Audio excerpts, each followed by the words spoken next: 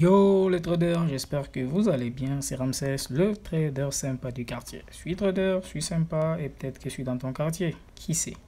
Aujourd'hui dans cette vidéo, je ne vais pas parler des indicateurs, je vais vous parler de la manière dont moi je analyse le marché dans le marché de volatilité. Ok, on va pas parler d'indicateurs, je vais juste vous montrer comment je analyse, comment moi je trade le VIX et peut-être que ça va vous aider à voir comment aussi peut-être améliorer votre manière de voir le marché. Parce que le marché nous parle tous les mêmes informations, mais c'est nous qui le traduisons différemment. Ok, je ne dis pas que ma manière d'analyser les marchés est meilleure que la vôtre, non. Je dis que voilà, je vous montre juste comment moi je fais les choses et peut-être que ça peut vous intéresser, peut-être que ça peut vous aider aussi à améliorer votre manière de analyser le marché. Ok, c'est parti. C'est pour ceux qui sont nouveaux. Pardon, moi c'est Ramsès et je suis le trader sympa du quartier. Le mec sympa qui te donne des astuces, des stratégies et les indicateurs qui peuvent t'aider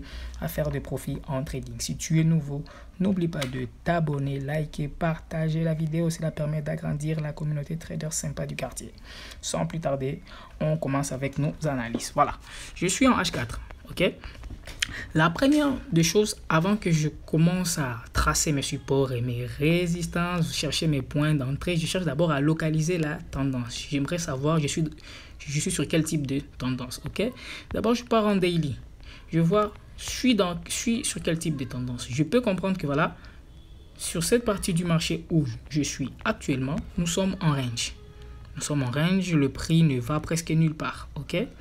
En daily, nous sommes en range. Donc, cela me donne déjà quelques informations à voir que voilà, je ne peux pas espérer du swing trading ou bien du day trading. Je peux qu'espérer du scalping parce que vu que le prix est en range, le prix ne va nulle part. Pour faire du day trading, il faut que le prix ait une tendance, soit elle est baissière, soit elle est haussière. Mais si le prix est en range, voilà, ça réduit nos chances de faire du day trading parce que voilà, le prix ne va nulle part. Pour faire du day trading, il faut qu'il y ait un mouvement vraiment sur le marché. Alors, comme le prix est en range, je vais alors chercher à faire du scalping ou bien de l'intraday. Ok, c'est comme du scalping mais un peu plus long. Voilà. Mais en day, je vais chercher à tracer des points clés que je vois. Comme là, je vois il y a une zone de résistance où le prix a tellement résisté pendant longtemps avant d'être cassé. Cette zone-là. Cette zone a servi de résistance pendant plusieurs jours et maintenant il vient d'être cassé. Je vais me focaliser à ça. Mais malgré la résistance, je dois aussi tracer mon support. Je vois où est-ce que le prix a été supporté pendant un long moment. Ok. Voilà. Pour moi, le support, je prends en fonction le dernier touch et puis voilà. C'est ça mon support. Selon moi, ça, ce sont des fake cassures.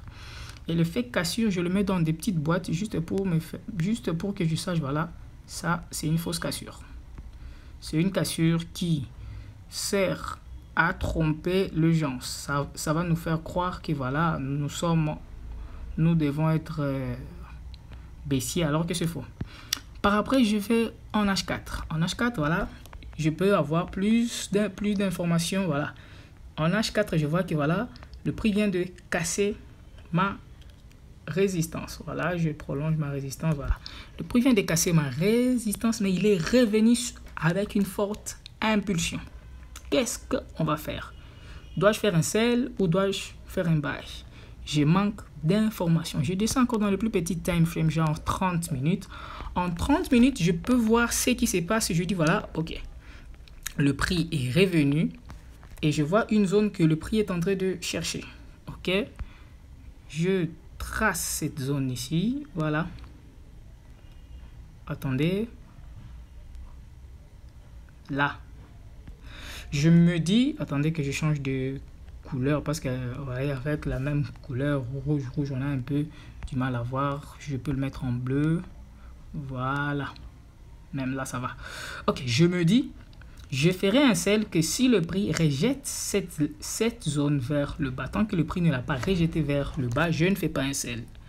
Mais en 30 minutes, ça ne me suffit pas encore pour être sûr que si le prix va descendre ou baisser. Je descends encore dans le plus petit time frame, genre 15 minutes, pour me rassurer que voilà ce que je compte faire. Et la bonne, jusque là, en 15 minutes, j'ai pas d'informations, je pars en 5. Voilà. En 5 minutes, je vois ce qui est en train de se passer. Et là, je vois que voilà, je veux m'attendre à un sell, mais le marché ne me donne pas suffisamment d'informations pour faire un sell. Il y a ce sommet qui est juste ici, que le prix est en train de chercher. Voilà. Moi, je dis, voilà, si le prix rejette ça, je me dis, voilà, le mouvement de sell va commencer. Mais je ne peux pas prendre directement un sell parce que je ne suis pas sûr si réellement il va descendre. Alors, qu'est-ce que je fais? Je patiente que le prix rejette cette zone ici. Si le prix rejette mes deux zones, voilà, je suis sûr que voilà, il va descendre, il va se péter la gueule. Alors, pour prendre un sell, si je vais faire un sell, je dois savoir où est-ce que je vais placer mon stop loss. Donc, je cherche un sell qui va prendre de là jusqu'ici. Donc, je vais chercher ce niveau ici. Je le mets en vert, voilà. Comme sur TradingView, je le mets en vert, voilà. C'est juste, voilà. Ok. Et pour que je fasse mon stop loss, je dois le mettre un peu plus, vous voyez, pour que le prix respire un peu.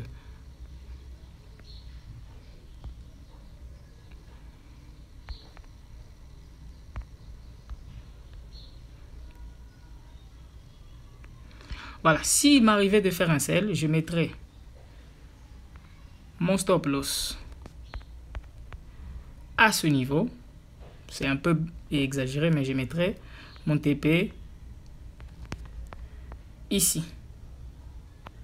Voilà, parce que depuis un certain temps, le prix est en range. Donc, comme il a monté, il va revenir. Mais pour que je sois sûr que c'est vraiment un sell, je dois patienter qu'il rejette cette zone.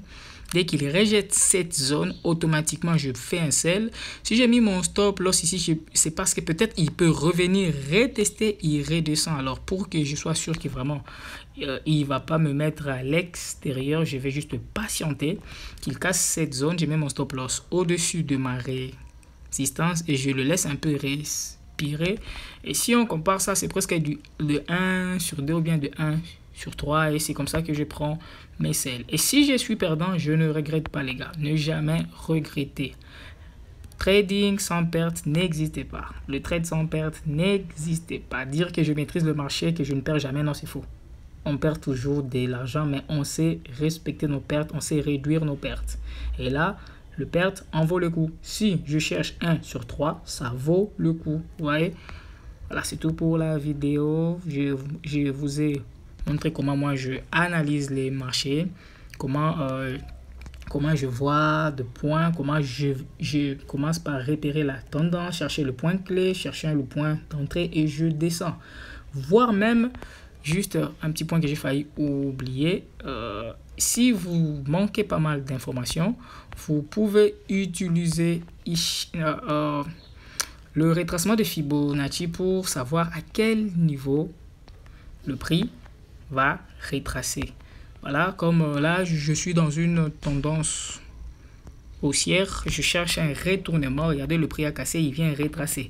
Si je pars dans 15 minutes, voilà, je cherche un pic. Voilà, non, malheureusement il n'y a pas de pic où je peux tracer le retracement, mais voilà, déjà nous voyons que le prix est en train de rejeter la zone, mais cela n'est pas encore bon pour moi pour faire un sell. Il faut que je patiente.